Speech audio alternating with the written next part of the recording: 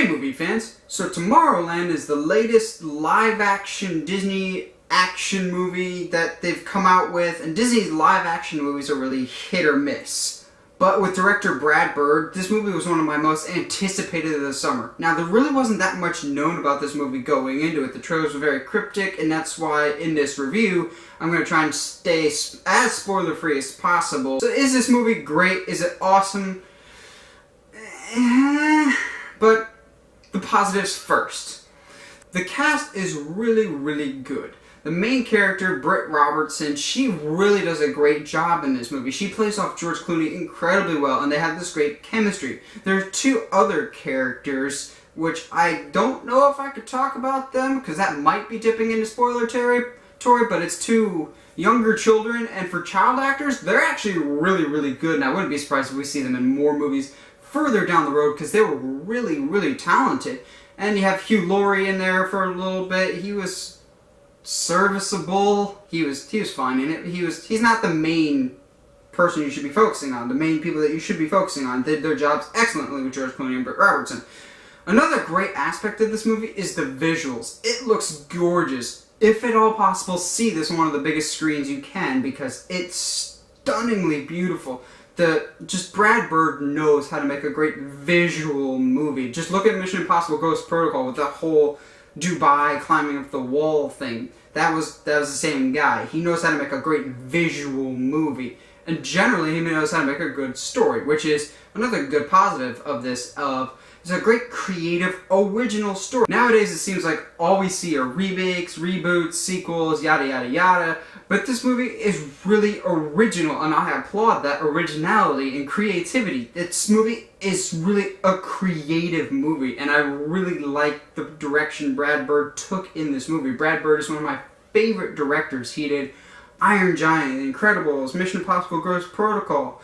And at times throughout the movie, you get flavors of pretty much all three of those movies at one point or another. And that leads me to some of my negatives, are you get too many flavors and a lot of confusion. It's a mishmash of this is in it, and that's in it. It's very hard to follow from time to time. And it's a good story, but not a great one, which is, I think it's more or less we're holding Brad Bird to too high of a standard, because he is a great storyteller. In fact, this movie, he turned down The Force Awakens, the next Star Wars movie coming out this December, for this movie. That's how much talent he has. Lucasfilm was interested in him. But is it worth it? Well, on the positive, we got J.J. Abrams to direct this new Star Wars movie, which I think is perfect.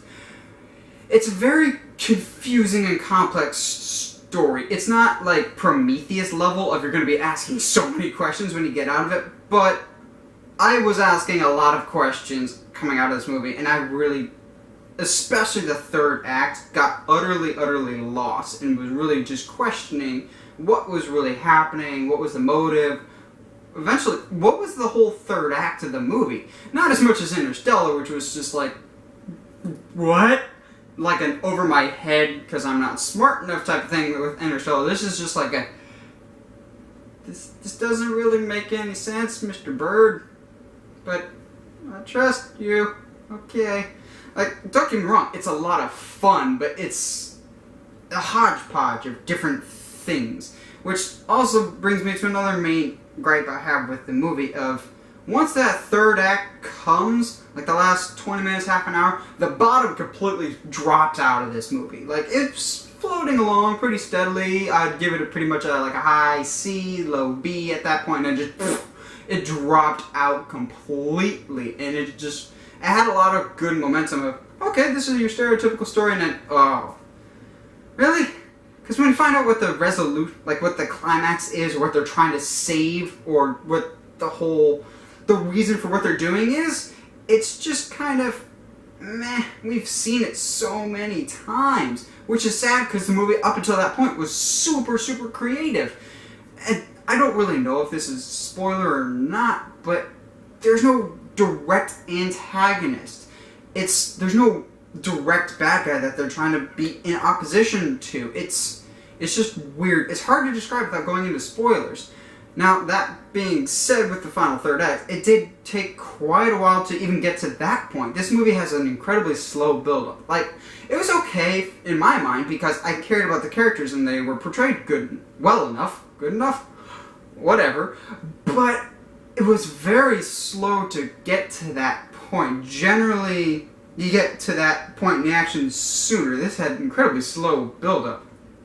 It was great to look at, but it was incredibly slow trying to get to any form of action whatsoever. In fact, I'd say we were probably like halfway through the movie before something actually happens and like the actual adventure starts. Before that, it's all exposition, which is a lot of the movie is explaining, but not explaining the other parts that will leave you confused. There's a lot of explaining the story, not so much as George Lucas or M. Night Shyamalan, which are just the prime examples of what not to do, of just writing it out instead of showing you. But this movie had a lot of explaining instead of letting you see for yourself, and left you kind of scratching your head a lot. But overall, if it sounds like I'm saying this is a bad movie, it's really not a bad movie. I would still encourage you to see it in the theater because it's that visually gorgeous, and the first 2/3 of it are at least a good time. They're fun to watch, it's a creative story, but once that third act comes, the bottom just, it was like Brad Bird directed the first 2/3 of it, and then somebody else came in and was just like, I need to tie everything together, what do I do? And just threw it all on the table and hoped something stuck, and was just like, I'm gonna go with this cliche, and just stick it in there. It was okay. It's a good but not great movie, which is sadly something that I was kind of disappointed with because I was expecting a great movie with all these interesting and intriguing trailers, and Brad Bird being the one behind it all. One last positive, because I like to end things on a positive here, is one scene in particular, and this is not dipping into spoilers, but one of the characters goes into this special place to get some information. Now that place is like the den of geekdom, and it's like where you go to get overwhelmed with awesome Easter eggs. There's just cool stuff, like if I kind of zoned out for parts of that, because there was a lot of explaining, but there's a lot of stuff to look in the background and go, hey, I see that, I see that, I see that. And Brad Bird being the director, you kind of get some nods to some of his previous works. One of my all-time favorites has a whole shelf to itself, so keep an eye out for that. So if you like Easter eggs, this scene is right up your alley. Overall, Tomorrowland is a good but not great movie, and my rating for it would probably be a 6.5 out of 10. I would recommend seeing it in theaters just because it's that visually stunning, but I probably wouldn't pick it up once it comes on DVD. What about you? Did you like Tomorrowland? Did you not? Have you seen it? Do you want to? Let me know in the comments below. And as always, if you like what you see and want to see more, hit that subscribe button, or follow me on Facebook, Twitter, and Instagram at 17 Movie Reviews. Stay sharp, movie guys and gals.